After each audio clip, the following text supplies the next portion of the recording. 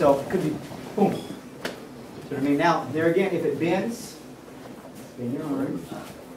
I still use my what? My hip. Boom. If you look, my hip is here right away. Leg check.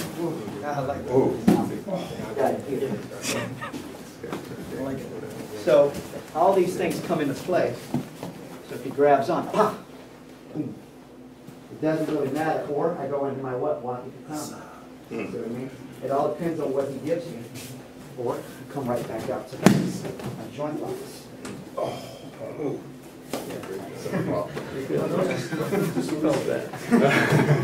So either underneath or over the top. Same concept, right? Now, same thing. Just go right where I tell him. Now he throws a post up. I don't think so.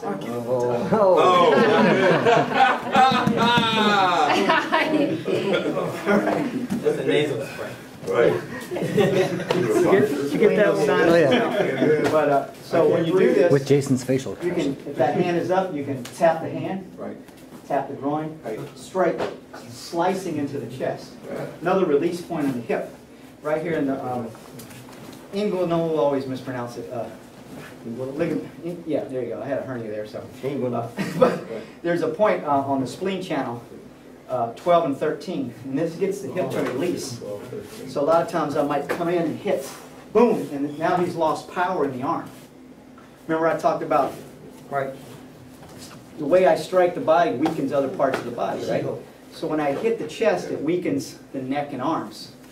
So when I come here, it takes power from that arm for a moment. So I can either use this to check his hand, strike him in the groin, or slice in. And that's already an arm bar by itself, right? As soon as I do this, then I come back and finish it off. So it's like, bah! Or he contracts it and he gets the number 5. Or I'm here, ha! Okay? Now it's the same thing even if I'm coming what? I don't care how I get there. Same concept, right? And then I just drop on him. He bends it. Use my hip now, right? He straightens it out, boom, I use my hip again. I don't care if it's up, here, here, here. See what I mean? Eventually you get a feeling of where I direct my pressure. And he's going to get something. And I want to shock him, right? I want him to be in defense and you know, self-preservation mode. Not on what? Attack mode. I turn the predator into prey right away. He's now, he wants to leave, he wants to flee, right? What are the responses of fear? Or let me correct that. It's not fear that I really worry about. It's the stress that fear creates. If you know how to manage the stress, fear is a good thing. Because now I'm feeling what? Alert. Adrenaline. Yeah. The fear can, as long as you know how to respond to it. You know how to breathe. You've been there, right? I've been here before. I know what the stress is like. Anybody that's been in the military and been on the battlefield understands that feeling, right? And you know, the old saying about, you know, there's, you know, out of 100 men, only 10 are warriors. The rest are just targets. It's those 10 that understand how to deal with what? Yeah, they turn it into a positive. So, yeah. So when I say that, you know, in that situation, fear, the stress that fear creates, it's going to be what? Flight? Fight or flight. Right. And also what? What is freeze? Freeze. So, That. because people either go, that's surprise. That's actually the most common, I think. And that's it, exactly. And that's, you know, you see prey even out in, you know, the desert or whatever, out in the jungle. They see the lion and they go, right. And then they're done. You know, and then the rest of them go, run. And there's the few that go, oh no. So you will recognize fear. You know what I mean? And you know, I can't say. I mean, I've had a limited, thank goodness, a limited, you know, opportunity to utilize my art. I don't want to use it. You know what I'm saying? It's not my purpose. I do this because I enjoy it and I want to feel self-assured and, you know, It's a lifestyle now. I don't necessarily go out there wanting to get into altercations, so I can't really say. I just know the few times that something has happened, luckily my body responded in the right way, and I was no one's prey. That's right. And that's it. The more you train, the more, you know, they've done a lot of studies.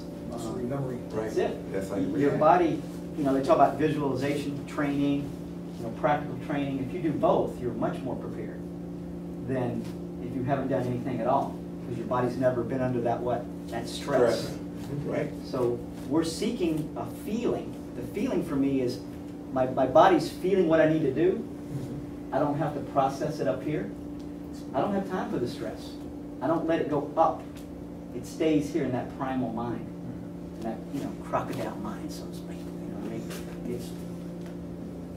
I just want to pounce. So as part of the training, you can't just do the physical as a part of it. You need to be challenged. That's why sometimes your sensei, sometimes they're encouraging. Other times they're a little hard on you, trying to push you a little bit to see what you're capable of. So try this, and we'll finish up here in a few minutes. But this idea of now you can come over, under into the hip. You can check the hand. Remember, whatever it gives you. Okay. Once you start to have a full range of techniques, because we're just trying to isolate it to a few, there's so many other things I can plug in. Yes. Okay. And then one other little thing here. Let's say he grabs same. Right. So you can think about the same idea this way, right? So when he comes here, he grabs, he goes to pull, he wants to hit. So I'm actually going to, boom, and I can blast through this way. Now I'm in position. Toes in the eye. Now use the knee instead. And then this way. That's it. Oh. Sit back. Or as I sit back and Right. kick. Yeah. So a couple of, so you either have the straight, which could be very simple. This, now he punches and pulls back quick. So I just what? Bop! And there I am. Or I have the straight arm, the cross arm one, where I'm going to come this way, which we did this one, right? And now we can also come under. I like that one because it takes your focus away. Yes. And now, and I'm on my way. And you can attach some things to this as we get too many takedowns. Hits. Notice how I cover. If he doesn't fall yet, come on back up. Which he probably will. But if you hit that, the body's going to buckle. Right. But what I do is I check, because if he tries to spin on me, Right. I want my hand Right. where? Right No, there. watch. It's a spiraling throw. You want to lock the cervical this way. So you can put this together just to have fun. Just boom, snap, hit. Get rid of it. Boom, come back. Lock him down. Always check that elbow. Okay. And then just crush that temporal lobe. I don't know, hurts my hand. So try that if you want. Boom. Even here. See how this is? Just start blasting. Same. Elbow number one, right? Just start. On here. As that hand presents itself, take it. So just play for a second and we'll finish up. All right?